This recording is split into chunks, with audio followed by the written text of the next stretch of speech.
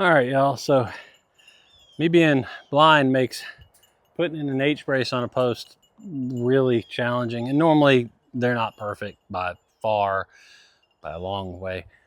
But I've had to learn new ways to do old things. So basically what I do is I'm gonna grab a post and I'm gonna stick it up against the other one. I easily feel where the other end is. I'm gonna bring this end forward.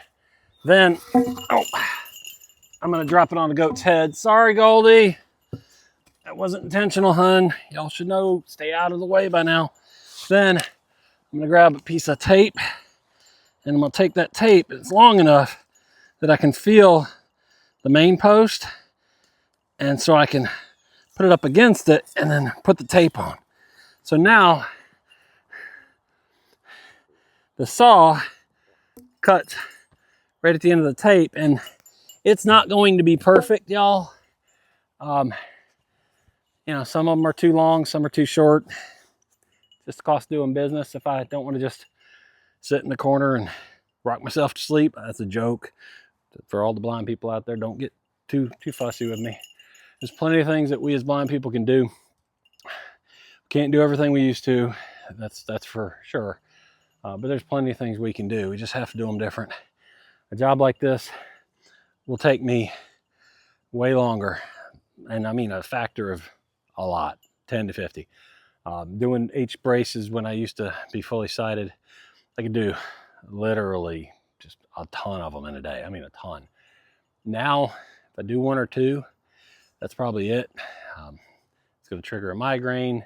It's too much visual, even though I'm using the tape. But it's going to go from there. It's going to go to a chop saw where it lowers the risk of me hurting myself a lot because I keep my hands completely away from that thing because I can't see where everything's at, and I know that.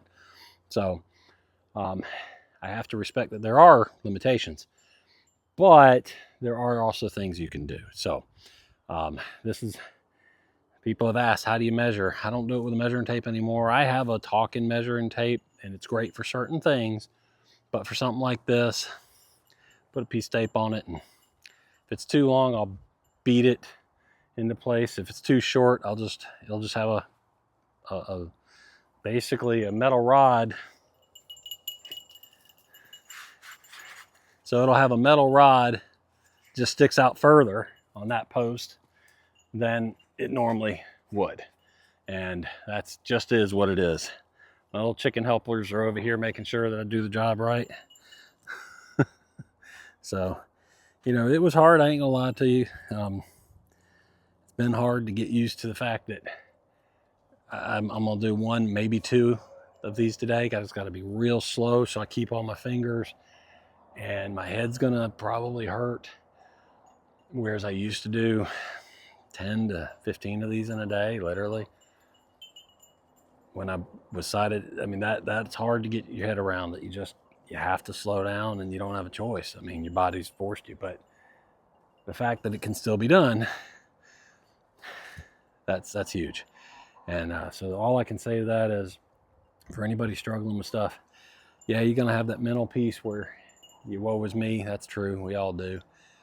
Then try and shake it off and find what you can do. You know, there's somebody on YouTube, I don't know their name, there's probably 2 or 3 of them I've seen, that play video games with their mouth. They're quadriplegic, but they're the kind of quadriplegic where they literally don't have anything below the neck.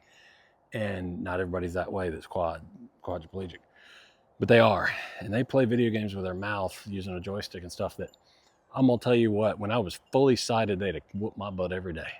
So you might not be able to do the exact same stuff you used to do. You might not be able to do the stuff as quickly or as good in based on your old way of looking at it.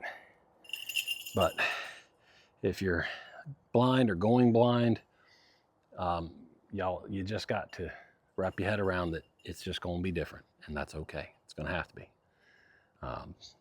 The alternative's no good, so that's what you got to do. Y'all be good out there. Hey, Cody's.